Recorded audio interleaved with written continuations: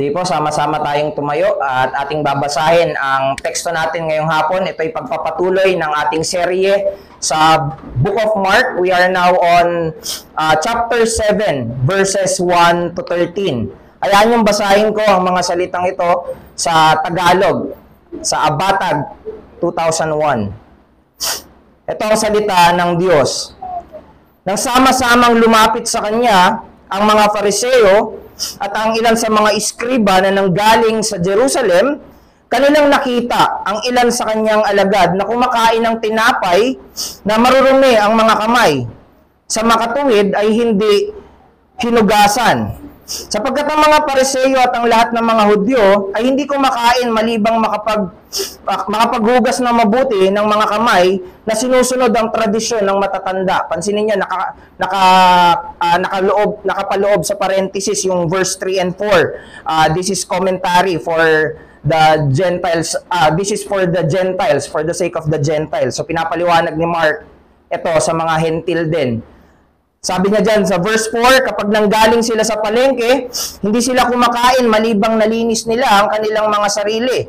At marami pang ibang bagay ang kanilang sinusunod, gaya ng paghuhugas ng mga tasa, mga pitsil at mga lalagyang tanso.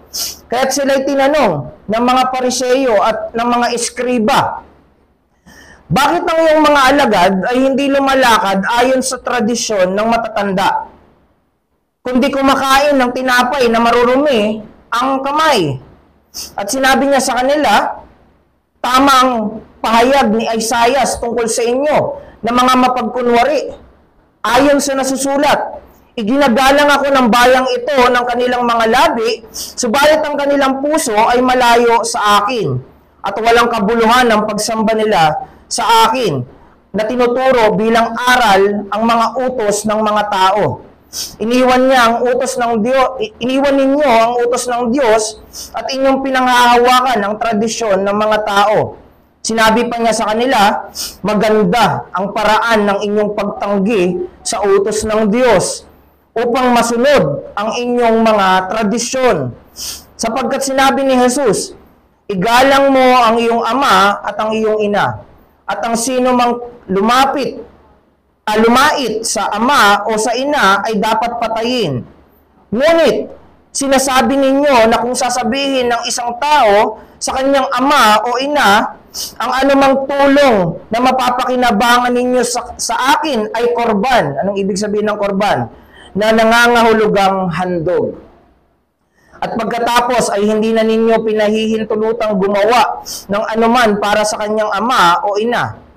Kaya't pinawawalang kabuluhan ang salita ng Diyos sa pamamagitan ng tradisyon na inyong ipinamana, at marami pa kayong ginagawa ng mga bagay na katulad nito. Salamat sa pagbasa ng salita ng Diyos. Makakaupo na po ang lahat.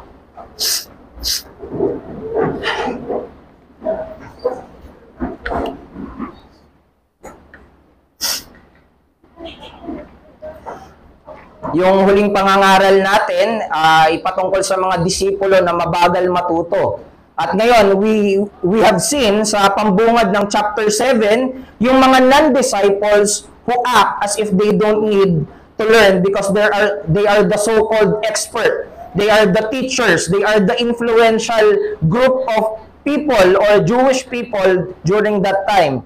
Sa Mark 7, ay inintroduce tayo sa mga Pharisees and scribes na kilala in their strict obedience of the law. Pero itong law na to ay medyo distorted na dahil sa mga added laws ng mga Pariseo at ng mga scriba.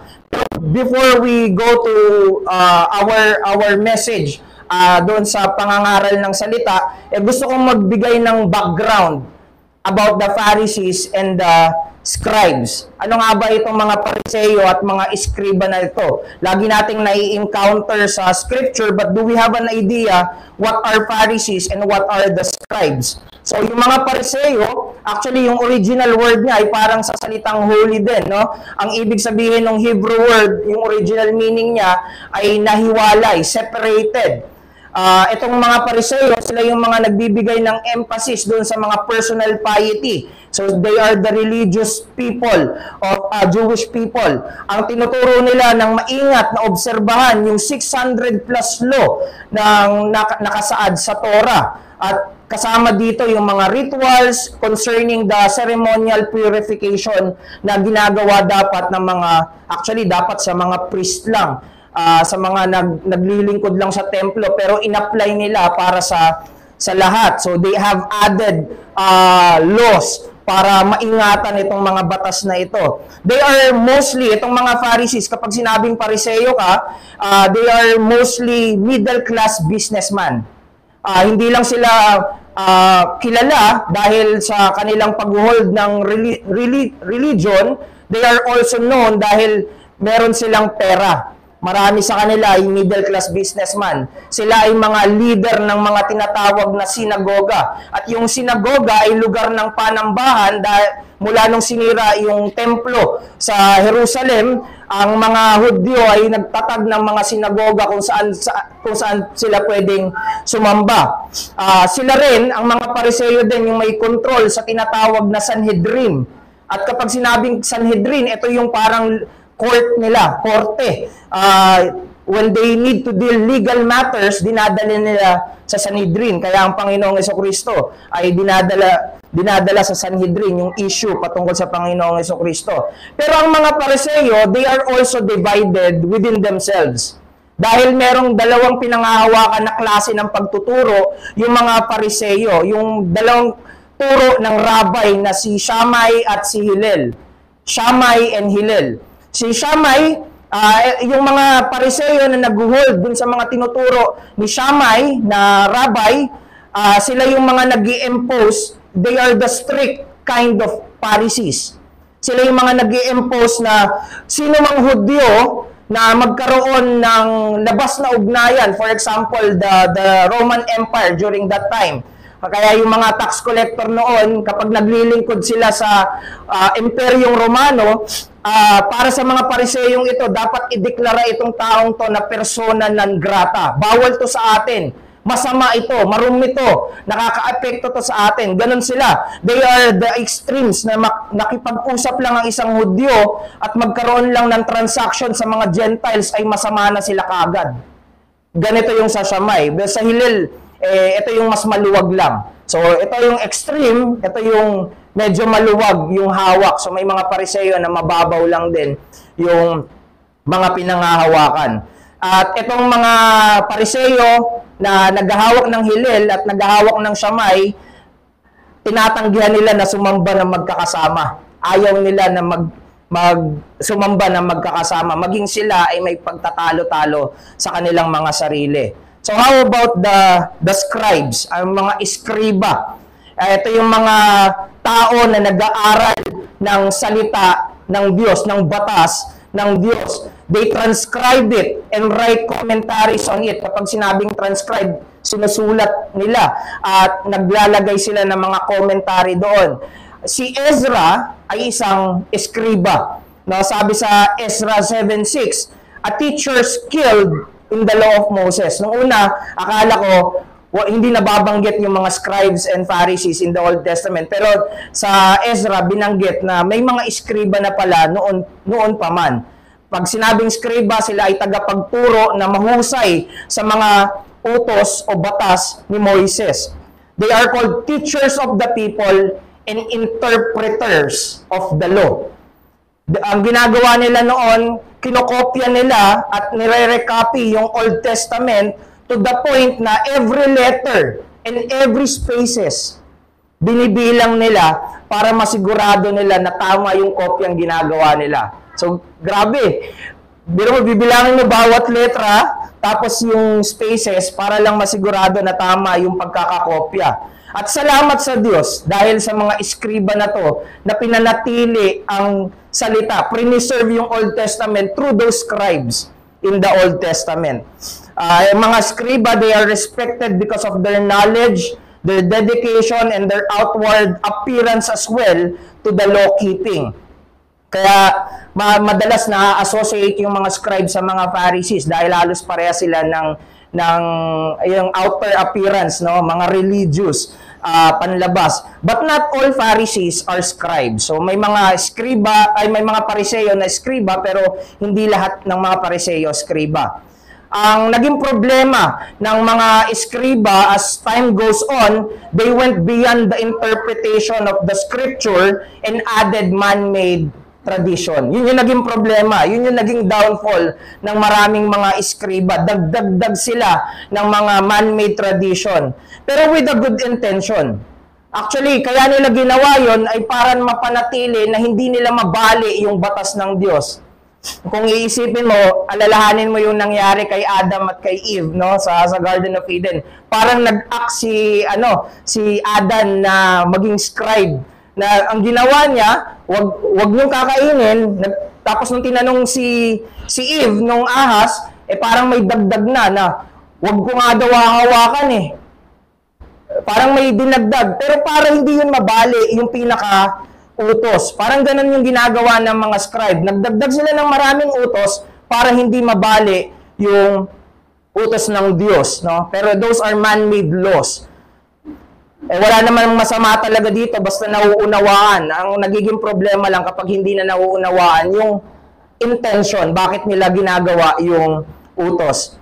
Later on, dahil sa mga man-made tradition, naging mas mahalaga pa yung mga man-made law para sa mga scribe kaysa dun sa mismong utos ng Diyos. Kaya naman mapapansin nyo, most ng pagtuturo ng Panginoong Jesucristo sa New Testament ay tinutuwid at itinatama yung mga wrong interpretation and wrong application na tinuro ng mga scribes sa mga tao ng mga Hudyo, sa mga nakikinig sa pagtuturo ng mga scribes. So when we talk about tradition, sa ating teksto, paulit-ulit binanggit sa atin yung word na tradition, let's take note that those are oral tradition accepted by the Pharisees and scribes. So mainly, dahil tinanggap ng mga Pariseo at ng mga skriba, yun yung binabahagi at yun yung ini-implement nila doon sa mga tao under them. So, sa verse 3 and 5, binabanggit dyan yung tradition of elders. Sa verse 8, sinabi, tradition of men. O kaya, makikita natin, simply just the word tradition. Ang lahat ng ito ay referring dun sa tinatawag na Talmud na binubuo ng Mishnah and Gemara. Ano yung Mishnah and Gemara na yan? Yung Mishnah, ito yung earliest written compilation ng Jewish oral tradition. Samantalang yung Gemara naman, commentary nila.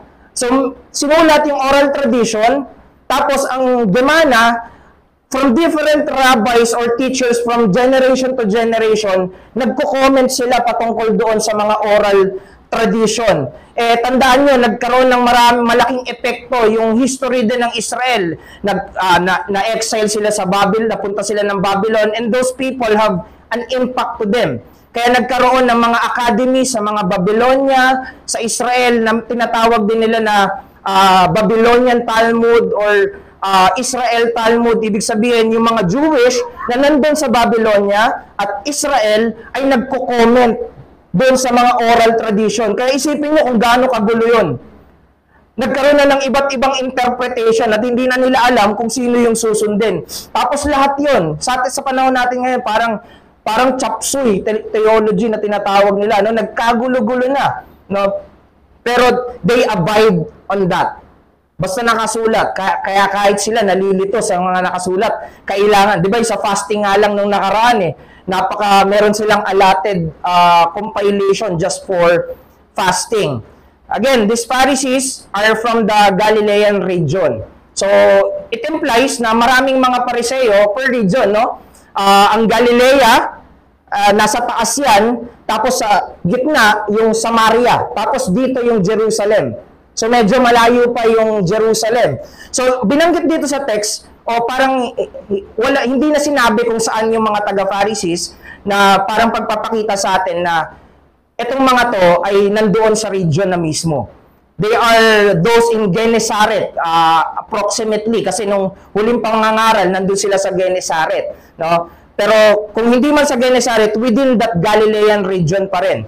Tapos, ang emphasis dito ay they are in Jerusalem. Yung mga scribes are from Jerusalem. yung mga Pharisees sa region na yon, plus sumama yung mga eskriba from Jerusalem. They gathered together. Again, for what purpose? To look for flaws, para maghanap ng mali sa Panginoong Hesukristo. But I just want you to also notice na very interesting na sabihin ni Mark na, these scribes are from Jerusalem. Again, yung layo ng Jerusalem to Galilee, it would took them 4 days para lakarin yung layo in Jerusalem. So isipin mo yon, nag-exert sila ng effort para lang hanapan ng mali ang Panginoong Hesukristo. But again, maaari din yung word na from Jerusalem ay pagpapakita lang na these scribes are no ordinary scribes. They are the best of the best, or yung tinatawag na cream of the crop. Siguro maaaring pag-eskriba ka na galing Jerusalem, ang tingin sa iyo mas banal. No, parang ganun yung dating nito. So yung mga Pharisees on that region plus the scribe from Jerusalem nagsanib puwersa para hanapan ng mali ang Panginoong Hesukristo. But no matter how influential or how knowledgeable someone is, kahit pa siya yung pinakabanal na kakilala mo, our text shows that we are all imperfect and we are all sinners. At kapag ang mga makasalanan ay nagtitipon-tipon sa Panginoong Hesukristo, even those who have wrong motive will experience the same truth proclaimed. Ang mga turo na narinig ng mga disipulo kay Jesus ay parehas na turo na binibigay niya sa kahit sino man na nakikinig sa kanya. Whether you are scribes or you are the disciples, parehas lang yung tinuturo ng Panginoong Hesukristo. Yes, there are times na pinapaliwanag sa mga disipulo yung kahulugan ng mga tinuturo o ng mga talinghaga. Yun ay dahil lumalapit yung mga disipulo sa Panginoong Hesukristo. Hindi ito yung tipo na, ikaw disipulo ka, ito yung tuturo ko sa iyo. Ikaw Pharisees ka, dapat ganito lang yung ituturo ko sa iyo. Christ is teaching the same truth sa mga disipulo at sa mga kalaban ng Panginoong Hesukristo. Naalala niyo si Nicodemo, isang Pariseo na lumapit sa Panginoong Hesukristo para magtanong. During that time, hindi pa siya alagad ng Panginoong Hesukristo, pero nagpakumbaba siya na magtanong at tinuruan siya ng Panginoong Hesus. So makikita mo doon, hinahanap mo ba? Nagtatanong o nagpapakumbaba ka bang lumapit sa Panginoong Hesukristo? So again, these Pharisees and scribes sa teksto natin, they gathered to Christ nang walang pagpapakumbaba. They gathered to Christ imposing what they know instead of listening to Christ. Bakit? Bakit sila lumalapit kay Jesus na walang kahandaang makinig sa Panginoong Hesukristo? And let me suggest that this is because they are unrepentant. Hindi sila nagsisisi. No matter how many times na tinuruan sila ng Panginoong Hesukristo, hindi ito yung first accusation. Hindi ito yung first time na lumapit sila sa Panginoong Hesukristo. Hindi ito yung unang beses na tinuwid sila ng Panginoong Hesukristo sa mga maling pinangahawakan nila. Yet, they continue to come to Christ, imposing their belief as if this is right. Dahil ito yung pinaniniwalaan namin, ito yung tama.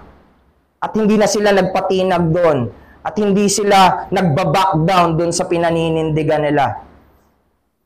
Whenever they refuse to repent, tinatanggihan din nila yung tanging biyaya na makapaglalapit sa kanila sa Diyos.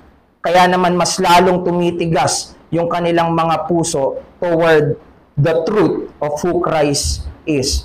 At ito yung gusto kong bigyan natin ng atensyon at pagsusuri dahil lang mga sinasamahan natin ay malaki ang nagiging paghubog sa atin.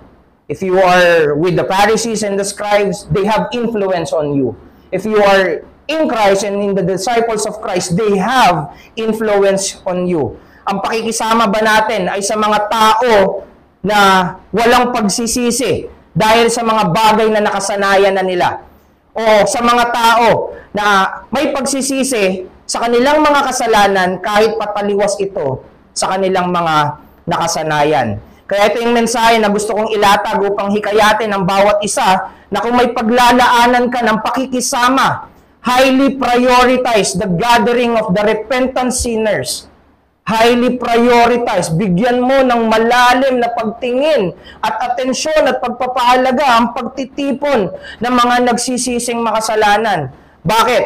Dahil sa pagtitipon ng mga nagsisising makasalanan, ang bawat kasalanang nahahayag ay biyaya na naglalapit sa kanila ng magkakasama kay Kristo. In the gathering of the repentant sinners, every sin revealed is a grace that brings them all together closer to Christ. Ang mga kasalanang nahahayag ay para sa ating kabutihan na kung hindi natin pagsisisihan ay nagiging kapahamakan para sa atin. Ngunit kung ang mga kasalanang nahayag ay pinagsisisihan, ito'y malinaw na makikita na kagandahang loob ng Diyos. Therefore, every sin revealed is grace only to the repentant. Bawat kasalanan na nahahayag ay biyaya lamang sa kanila ng mga nagsisisi. I'm using the word grace para ipakita lang yung kaparaanan na naglalapit sa atin sa Panginoong Hesus. Kagaya ng kapag sinabi natin ang salita ng Diyos ay biyaya, kaparaanan ng biyaya. Ang panalangin ay kaparaanan ng biyaya. Ang sakramento ay kaparaanan ng biyaya. Ang fellowship ng mga believers ay kaparaanan ng biyaya. What do we mean by that? Sinasabi lang natin na ito yung mga kaparaanan ng Diyos na naglalapit pa sa atin lalo para panghawakan at tignan ng Panginoong Hesukristo. Kung gayon, maging yung paghayag ng kasalanan para tayo ay maitama at maituwid ay biyaya rin ng Diyos dahil lalo na kapag nakikita natin yung kasalanan, mas lalo tayong lumalapit at kumakapit sa Panginoong Hesukristo. Thus, I called exposing our sin or yung bawat kasalanan na nahahayag ay biyaya sa atin na naglalapit pa sa atin lalo kay Kristo. Kapag inihahayag ang kasalanan, ito ay the very reason why it is exposed ay para pagsisihan natin ito at ilapit tayo kay Kristo. Dahil si Kristo lang yung kapatawaran natin sa bawat kasalanan. Kapag nakikita natin yung laki ng kasalanan, mas lalo tayong lumalapit at lalo tayong kumakapit sa tanging nagtagumpay sa kasalanan. At ito'y walang iba kundi ang Panginoong Hesukristo. Kaya sa pagpapatuloy, yung tanong natin dito ay, what are the sins exposed by Christ? Ano yung inihayag na kasalanan dito ng Panginoong Hesukristo sa mga Pariseo at mga skriba na pwede nating matutunan? Ito yung mga kasalanan na inihayag para makita rin natin na ito yung mga kasalanan na kayang patawarin ng Panginoong Hesukristo. Ito yung mga kasalanan na dapat nating bantayan sa ating pagsasama-sama. In the gathering of the repentant sinners, ito yung mga kasalanan na dapat nating bantayan. Ano yung mga yon? Hypocritical worship, mapagkunwaring pagsamba. Pangalawa, pagbabaliwala o pagpapabaya sa salita, neglecting the Word of God. Kung merong pangangaral ang Panginoong Hesukristo about RPW, pwedeng ito rin. At kung merong pangangaral ang Panginoong Hesukristo about sola scriptura, pwedeng ito rin. Kaya makikita mo yung pagsamba at kahalagahan at kasapatan at kahigitan ng salita when you read the text. Pero hindi yun yung magiging focus ko today. Medyo lang, pero hindi ko na babanggitin. I just want you to understand before going to the terminologies of regulative principle of worship. I want you to see yung pinaka-essence ng utos. Okay, so tignan natin yung kasalanan ng mapagkunwaring pagsamba. The Pharisees and scribes asked why some of the disciples did not wash their hands according dun sa ritualistic tradition ng mga matatanda. Yun yung sinabi sa Mark 7 and 5. Dito makikita na binibigyan nila ng pantay na otoridad yung tradisyon nila sa mga sinulat na utos ng Diyos. Na para bang kapag hindi mo ito ginawa, kasalanan yan. Automatic. No, parang ganon. Pero this hand washing is not actually pertaining dun sa alam natin ngayon na magugas ka ng kamay para malinis yung kamay mo, makaiwas ka. Parang hindi to patungkol sa practicality ng paghuhugas ng kamay. This is more of ritualistic. No, na kapag hindi ka hindi mo dilubog yung kamay mo, yung buong kamao mo sa tubig, hindi ka pa clear ritually na malinis, no? Yun yung patungkol dito. Kasi, ang mas pinapahalaga nila dito ay yung magmukha silang banal. No? Yung magmukha silang malinis sa harapan ng tao. Hindi naman specifically maging malinis talaga. Kaya, commercial nga ng Safeguard, ano? Pag nagugas ka ng kamay, meron pa ring germs na natitira. So, hindi talaga totally malinis. At alam naman to ng mga Pharisees and Scribes. Pero, para sa kanila, pag hindi mo yan ginawa, nagkakasala ka. So, ganun mismo yung tingin nila sa mga disipulo ng Panginoong Jesucristo. This is to show their piety. Kapag nagugas ka ng kamay, meron kang pakialam sa relihiyon, meron kang pakialam sa kabanalan, at sinagot ito ng Panginoong Jesucristo by exposing the sin of hypocrisy. No? Yung pagkukunwari nila. And even quoting Isaiah 29:13 sa verse 6 and 7, which is actually, yung teksto sa Isaiah 29, yun ay propesiya laban sa Jerusalem. Tapos nakita natin, scribes from Jerusalem. No? Ito ay propesiya against Jerusalem because of the same sin. Hypocrisy. No? Sabi sa Isaiah 29:13, hayaan niyong basahin ko. Ang bayang ito ay lumalapit sa pamamagitan ng kanilang bibig, pinapapurihan ako sa kanilang mga labi. Samantalang malayo naman ang kanilang puso sa akin at ang kanilang takot sa akin ay utos ng mga tao na natutunan sa pamamagitan ng pagsasaulo. Kabisado nila, alam nila, pero hindi nila alam yung pinaka-essence. Dapat maunawaan natin na ang ibig din sabihin ng mga salita na malayo ang kanilang puso sa akin ay pagpapakita na sila ay pinili ang katapatan, hindi na sa Diyos, kundi sa utos na ng mga tao. Nung sinasabi ng Panginoong Jesucristo, malayo ang puso nyo sa akin, sinasabi niya, hindi na sa akin ang katapatan ninyo. Sa iba na yung katapatan ninyo. Siguro merong onte, pero hindi na sa akin yung loyalty ninyo. This is how Jesus tells them na yung kanilang worship o yung kanilang way of life, yung kanilang overall lifestyle, kasi yung worship dito ginagamit in a broader sense, pumapatungkol sa overall lifestyle. Though, sakop din ito yung private and public worship. Though it looks like they are serving God on the outside, ito ay walang kahulugan, walang kwenta. Their way of life is faithful to the way of men rather than the way of God. Ang tinuturo nila ay ang tinuturo nilang doktrina ay ang utos ng tao. Kaya tandaan natin, pag sinasabing doctrine, pinapatungkulan nito yung revealed will of God in our lives. Ano ba yung inihayag na kalooban ng Diyos sa buhay ng tao? Yun, doktrina yun. Dapat nandun umiikot yung doktrina. Pero ang ginawa nila, pinalitan nila yung kalooban, utos, salita ng Diyos para sa buhay ng isang tao ng sarili nilang mga utos. Dapat ganito, dapat ganyan. Kami ang magdidikta, mga tao na yung nagdidikta. At kung nalayo ang lahat ng tao sa Diyos dahil sa mga ginagawang kasalanan, pinapakita lang nito na walang sino mang makasalanan ang may kakayahan para tayo ay mailapit muli sa Diyos, kundi si Kristo na walang kasalanan. Sa pamamagitan lamang ni Kristo na hindi nagkasala. Pinapakita nito na ang totoong pagsamba, pamumuhay bilang tao ng Diyos, yung pagsamba na may kabuluhan sa Diyos, ay pagsamba ng mga taong inilapit muna ng kaparaanan ng Diyos. Isa lang yung kaparaanan ng Diyos para magligtas, para maglapit ng makasalanan tungo sa banal. At ito'y walang iba kundi sa pamamagitan ng kanyang anak, sa pamamagitan ng Panginoong Jesucristo. Walang ibang paraan upang ang makasalanan ay makalapit sa banal na Diyos kundi sa pamamagitan ni Kristo. Hindi ito patungkol sa kabutihan o galing mo bilang tao, dahil hindi tayo yung piniling solusyon ng Diyos sa problema natin sa kasalanan. Tayo yung niligtas ng Diyos sa kasalanan. At yung pinili ng Diyos para maligtas tayo ay walang iba kundi sa pamamagitan ni Kristo. Bakit mo sinasabi at pinipilit na ligtas ka naman dahil mabait ka? Dahil nagagawa mo to.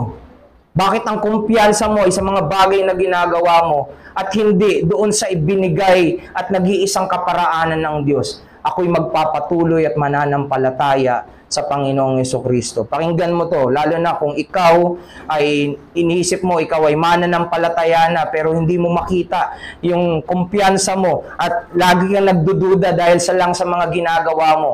Again, bumalik at bumalik ka sa kasapatan ng Panginoong Jesucristo. Tandaan natin, nalabas kay Kristo, walang sino man na makakalapit sa Diyos. Kung kaya sino mang sumasamba na hindi nagsisimula kay Kristo, ang kanilang panambahan at kanilang pagsamba ay walang kabuluhan. Everyone should start with Christ. Continue with Christ and end up with Christ. Magsimula ka kay Kristo, magpatuloy ka kay Kristo, humantong ka kay Kristo. We are called to believe in Christ who was sent for us sinners. Tinatawag tayo na manampalataya at maniwala kay Kristo para sa ating mga makasalanan. At hindi natin masasabing tunay ang pagsisimula at pananampalataya kay Kristo kung walang pagsisisi sa kasalanan.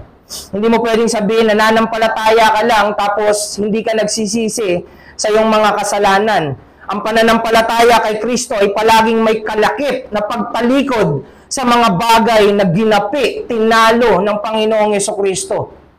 Kung hindi natin tatalikuran at pagsisisihan ng ating mga kasalanan, ibig sabihin, hindi totoo yung paglapit at pananampalataya natin kay Kristo. Ito yung makikita natin na ginagawa ng mga Pharisees and Scribes. Sila yung mga nananatiling malayo sa Diyos dahil sa kawalan ng pagsisisi. Even after their sins were exposed, hindi sila lumapit kay Kristo. Inihayag yung kasalanan, pero hindi pa rin lumalapit ng may pagpapakumbaba kay Kristo. At ito yung naging dahilan ng pagkapahamak nila. Tandaan natin, at ito yung aral na pwede nating makita. Walang totoong pagsamba sa kanila na hindi nagsisisi sa kanilang mga kasalanan. Walang pagsamba sa kanila na hindi nagsisisi sa kanilang kasalanan. It doesn't matter kung kilala mo lahat ng Puritan o napakagaling mong theologian o kahit kabisado mo pa yung 1689. If you are unrepentant, even listening to Christ who is the best preacher of all time, it won't do you any good. Walang kabutihan na idudulot ito sa'yo. Again, there is no true worship among the unrepentant whose heart is far from God. Ang pagsamba ng mga taong hindi nagsisisi ay laging walang kabuluhan, mapagkunwari at napaka mapanganib. No matter how grand or how great the ways of men are, tandaan natin, it should always be inferior, not superior to the ways of God. Ang pagsamba na itinataas yung kagustuhan ng tao, higit sa pamantayan ng Diyos, ay walang kabuluhan, mapagkunwari, at napaka mapanganib. Isipin mo yun, niloloko mo na yung iba, tumatalon at nagsasaya ka pa. Na itatago at naalagaan mo yung mga kasalanan mo, basta umiyak ka lang, basta tumutumba ka. Kahit pamangisay ka, at kahit makita mo yung kaluwalhatian ng langit, kung hindi nito dadalhin ang isang tao sa pagsisisi at pagpapasakop kay Kristo, those are just wonderful experiences that will lead you to hell. Yung mga karanasan na yon ang magdadala pa sa'yo sa walang hanggang kapahamakan.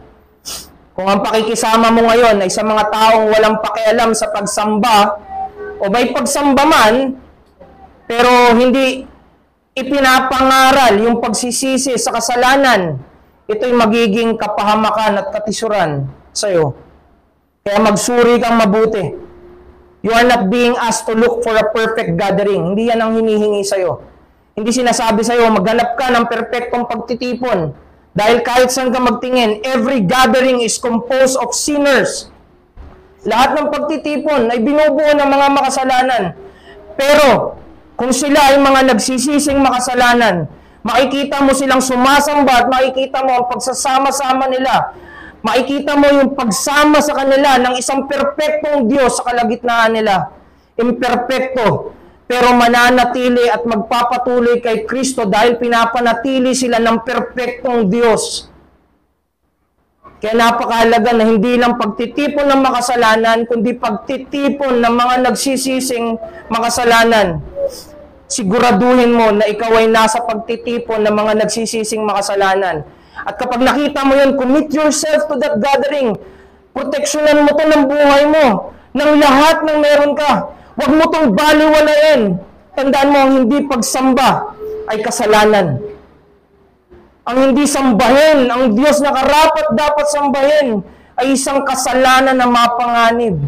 Pero tandaan din natin, maging yung pagsamba na ayon lang sa gusto natin, sa gusto ng tao, at hindi ayon at hindi tapat sa kung ano yung inilhatag na ng Diyos, ito yung mapanganib din na klase ng pagsamba.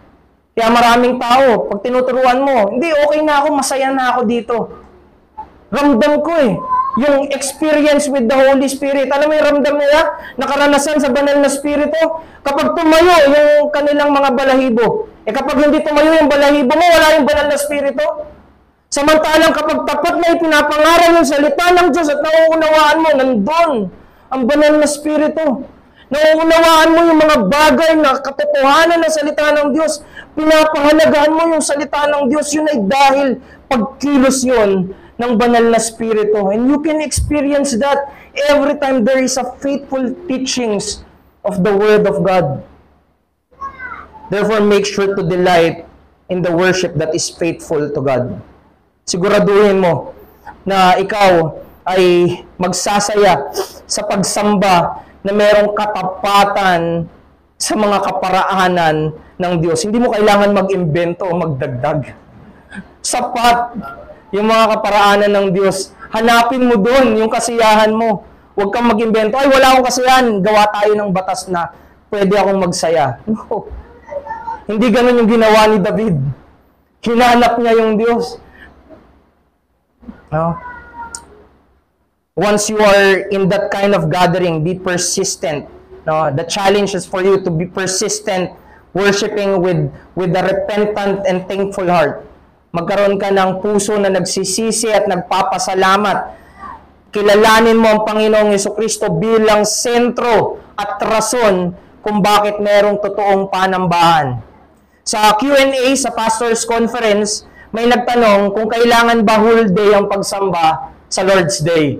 Napakaganda ng sagot Sinagot ito sa pamamagitan din ng tanong. Sabi, bakit tinatanong kung kailangan? Dapat ang tanong, bakit ayaw mo? Sabi niya, dahil may mga tao na gumagapang makapunta lang sa panambahan. May mga tao na nagsusumikap at gagawin ng lahat makapunta lang sa panambahan. Tapos itatanong mo, bakit kailangan whole day? Bakit ayaw mo whole day? Kung ito, ang panambahan at araw ng Panginoon ay kaloob ng Diyos, bakit mo nililimitahan ang sarili mo para maging kasiyahan at i-enjoy yung kaloob sa iyo ng Diyos? Sabi pa ni Pastor Jeremy Walker, kung meron daw mag-asawa sa loob ng isang linggo, isang beses lang sila nagkikita, no? Tapos yung isa, sasabihin niya, pwede bang mag-meet tayo half day lang? Isang beses na lang niya nakikita yung asawa niya, tapos sasabihin niya, pwede ba saglit lang? O kaya magkikita sila, tapos magmamadali, iiwan niya yung asawa. Pagmamahal ba yun? Pagpapakita ba ng katapatan yun? And yet we do the same for our Lord. Napakalaking sampal Na minsan kung hindi natin susuriin, papraktisin lang natin yung sarili, okay lang yan. Nakasamba na naman ako Napakaraming napapahamak dahil iniisip nila nakasamba na sila, na hindi nila namamalayan yung pagsamba na yon ay panlabas lang. Parang yung mga gamit na hinuhugasan nila, okay lang, basta mahugasan. Pag naghugas ka ba ng plato, ganun ang ginagawa mo, labas lang. Hindi mo hinuhugasan yung loob.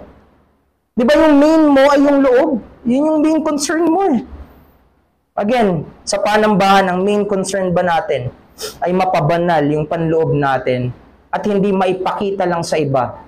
Sumamba ako at least nakita mo, sumamba ako. Yun ay maling disposition, maling kalagayan ng puso.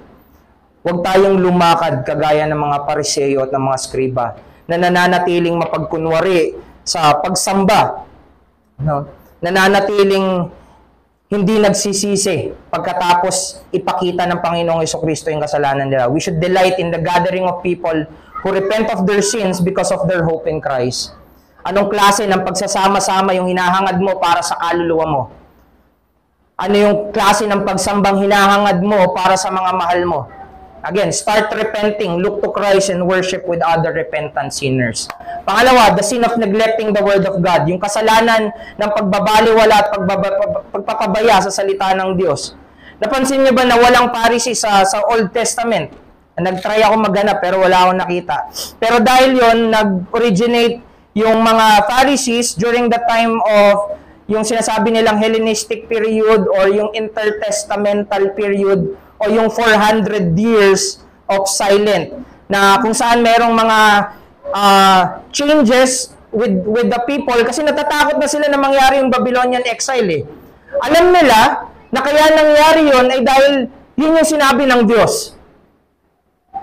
Na dahil hindi sila sumunod sa Diyos, binali nila yung utos ng Diyos, they were exiled to the Babylon. No? At to prevent that, gumawa sila ng mga tao na gagawa ng mga batas para hindi na natin mabali yung batas ng Diyos. No? Ang solusyon nila ay mag-create ng marami pang batas, oral tradition. Dito lumabas yung mga Pharisees and scribe. Kung yung scribe noon ay isa lang, paisa-isa, dito na dumami yung mga scribe during that period. Kaya sa New Testament, marami na sila. Sa Old Testament, parang wala eh. Onte. Tapos sa New Testament, biglang dami. The Pharisees and scribe claim that following their created tradition make it easier for them to obey the law. Pero ano yung nangyari? Pinakita ng Panginoong Jesucristo sa verse 8, verse 9, verse 13, yung lumalalang epekto na ginawa nila para lamang sa kanilang man-made traditions. Anong ginawa nila? Verse 8, binitawan nila yung utos ng Diyos, pinangahawakan nila yung utos ng Diyos, ito yung mahalaga sa kanila, binitawan nila para hawakan yung tradisyon nila. Verse 9, natuto silang paulit-ulit na tanggihan yung utos ng Diyos para lang mapanatili at mapagtibay nila yung kanilang tradisyon. Kaya sabi nila, holy sarcasm daw ng Panginoong Jesucristo, no? You have a fine way of rejecting. Napakahusay, napakamaparaan ng ginagawa niyong pagtanggi sa utos ng Diyos para lang masunod niyo yung tradisyon niyo. Tapos verse 13, ito na yung malala, no? Pinawalang kabuluhan, pinawalang buhay ninyo ang salita ng Diyos gamit yung inyong mga tradisyon. Pinapakita dito ni Jesus ang nangyayari sa lahat ng bumabaliwala sa salita ng Diyos. Yung una, akala natin simpleng paglayo, naging paulit-ulit na pagtanggi hanggang sa di na natin namamalayan, wala na tayong pakialam sa salita ng Diyos. Pinapakita nito yung lumalalang kalagayan ng isang makasalanan na nagpapabaya at binabaliwala ang salita ng Diyos. If the Pharisees and scribes were not bothered of their sin of neglecting the Word of God, brethren, we should. Alam natin na itong mga Pariseo at mga Iskriba na ito ay hindi nagsisisi sa kanilang kasalanan na baliwalain ang salita ng Diyos. Dahil sa mga susunod na chapter, we will see na patuloy silang magiging kaaway, tinutuligsa ang Panginoong Jesucristo up to such point na sila na mismo yung susulsol at magsasabi at kukumbinsi sa mga tao, patayin natin si Jesus. Patayin natin ang salita ng Diyos. Mula sa simpleng pagbabaliwala sa salita hanggang sa ipapatay ang salitang nagkatawang tao. Nakikita nyo, hindi simple ang pagbabaliwala sa salita ng Diyos. Hindi simpleng kasalanan ang pagbabaliwala sa pagtuturo ng Panginoong Jesucristo sa kanyang mga salita. Bakit? Dahil ang baliwalain ang mga turo ng Panginoong Jesucristo, ang isang makasalanan ay mas lalong humuhusay sa kanyang pagkakasala katulad ng mga Pariseo at ng mga Skriba. You are no better than the Pharisees and Scribes. They are better than us. Pero kita mo kung ano yung pagbagsak na ginawa nila. They are a warning for us. Kung babaliwalain natin ang kasulatan, hinahayaan lang natin na yumabong palalo yung kasalanan. Kung babaliwalain natin yung kasulatan, it is as if we are saying, we don't need any help from God. We don't need His way, we don't need His will. Ayoko sa kalooban ng Diyos, meron akong sariling kalooban, mas mahusay, ito yung dapat kong asahan. It is like saying, we don't need God. Sa tuwing binabaliwala mo yung salita, parang sinasabi mo, sasanayin ko yung sarili ko na hindi nakaasa sa Diyos ng salita. Kaya kung gusto mong ipahamak yung sarili mo at yung iba pang mga tao, isang mahusay at epektibong paraan ay ang baliwalain at huwag bigyan ng pansin o magkaroon ka lang ng mababaw na pagtingin sa salita ng Diyos. Simple, napakamapanlin lang at ginagawa maging ng napakaraming Kristiyano ngayon. We are not exempted, ARBC. We are not exempted, God knows. At napakamapanganib ng kasalanan na to. Kung gusto mong mabulag sa mga tunay na mas mahalaga at madala sa mga relihiyon na mapagsamantala, wala kang ibang dapat gawin kundi baliwalain ang salita. Ang dahilan kung bakit maraming yumayakap sa maling katuruan ay dahil sa kapabayaan ng ating tungkulin sa salita ng Diyos. Maraming naniniwala na basta mabait ka, mapupunta ka sa langit, kahit walang pagbabago sa buhay mo, basta nakapanalangin ka ng sinner's prayer, okay yan. Okay lang na magpastor, yung mga babae, okay yan. Let's be practical. Maraming magaling na babae na mahusay magturo kaysa sa mga lalaki. Okay lang na hindi mag-church, basta nagpe-pray ka, nagbabasa ka ng salita. At napakarami pang maling katuruan. Ang tatanggapin at yayakapin mo lang dahil sa pagpapabaya sa salita. Kaya tayo ng mga Kristiyano, sa bawat tahanan natin, when we pick up our phone more than our Bible, others will imitate and they will become better imitator. Mas nagiging mas malala sila kaysa sa atin. Simulan mo yung pagbabaliwala sa salita, Kristiyano, at yung mga tao sa paligid mo ay hindi papahalagaan yung Kristo ng salita. When we value other things more than worship and God's Word, tayo'y humuhubog ng mga tao na tutulig sa, eventually they will not even care kahit pa wala na si Kristo sa buhay nila. Kahit pa sila na mismo yung pumapatay sa Kristo na tanging pag-asa nila sa kanilang kasalanan. Brethren, put up a good fight. Take up your Bible and read. Reflect on your holy word. Magpasalamat tayo na pinanatili ng Diyos yung kanyang banal na salita para sa atin. Sabi nga ni Pastor Joseph, ipanalangin mo na magkaroon ka ng healthy appetite for the Bible. Then read your Bible. Basahin mo yung salita. Be like the Puritan na whose blood is bablay, no? Sinasabi niya dito na kapag ang Puritan daw, kapag sinugatan mo, ang lalabas sa kanila ay Scripture. They are so devoted in their time of Scripture. Hindi ito yung unang binabaliwala. Kapag marami silang gagawin, maglalaan sila, gigising sila ng mas lalong mas maaga para hindi mapabayaan yung pagbabasa nila ng salita. Huwag kang tumigil hanggang di mag-make sense sa'yo na dapat maging mapagpasalamat ka sa salita. Sabi nga ni Pastor Joseph uli, pagod ka na? Bigyan mo ng pabuya yung sarili mo. At ang pabuya na ito ay ang mabasa mo ang salita ng Diyos. Nakita mo bang reward yung pagbabasa ng salita ng Diyos? Nakita ba natin na premyo, biyaya, kaloob ng Diyos na hanggang ngayon, nababasa natin ng malaya yung salita ng Diyos? Alam ng Diyos na mahirap lumaban mag-isa, kaya salamat, binigyan niya tayo ng iglesia na nagtitipon at nagsasama para pahalagahan ang salita niya. Handang bitawan ang nakasanayan upang bigyang daan ang kasulatan. Hindi pinangahawakan ng kasanayan dahil ang pinangahawakan ay ang kasulatan. Kaya yung hamon sa atin, hayaan na itong tinatawag natin na biblical na pagtitipon ay maging totoong pagpapayaman ng salita. No? Let our biblical gathering be truly word cultivating, na ang sentro ay ang salita. Let's cultivate submission, humility towards the Word, and then stand firm in the Word. Maging mapagpasensya ka rin sa pagtuturo ng kasapatan at superiority ng Scripture sa mga tao na nakapaligid sa iyo. Bilang pagtatapos, gusto kong tanungin, ikaw ba ay tagapagpahamak ng sarili mong kaluluwa o kaluluwa ng iba?